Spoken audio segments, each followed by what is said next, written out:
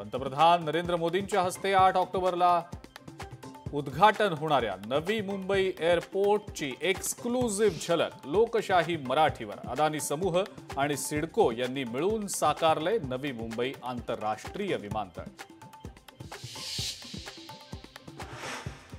बिहारमध्ये 2 टप्प्यात होणार विधानसभा निवडणूक। 6 आणि 11 नोव्हेंबरला मतदान तर 14 नोव्हेंबरला होणार मतमोजणी। नोव्हेंबरमध्ये राज्यात नगर परिषदा निवडणुका होण्याची शक्यता। डिसेंबरमध्ये जिल्हा परिषदांच्या निवडणुका होण्याची शक्यता तर 15 जानेवारीला राज्यातल्या सर्व पालिका निवडणुका होण्याची शक्यता। मुंबईत महापौर ठाकरे बंधूंचाच होणार। खासदार संजय राऊतांचं मोठं वक्तव्य।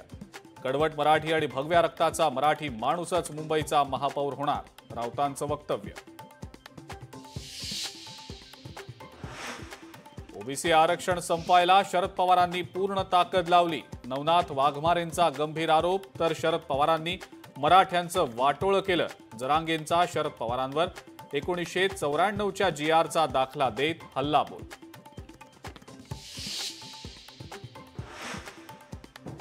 उपमुख्यमंत्री अजित पवार यांना राजकारणातनं संपवण्याचं षडयंत्र। मनोज जरांगेंचा भुजबळांवर आरोप। अजित पवारांना कुणीही संपवू शकत नाही, भुजबळांचा पलटवार।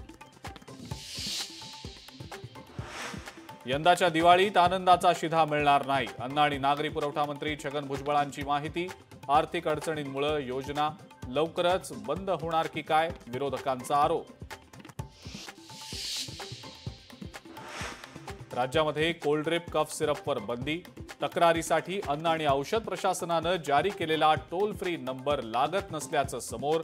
लोकशाही मराठीच्या रियालिटी चेकमध्ये प्रकार उघडकीला।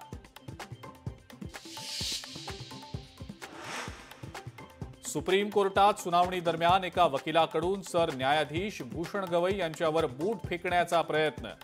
हल्लेखोर वकिलाला पोलिसांनी घेतलं ताब्यात, वकिलीचं लायसन्सही रद्द।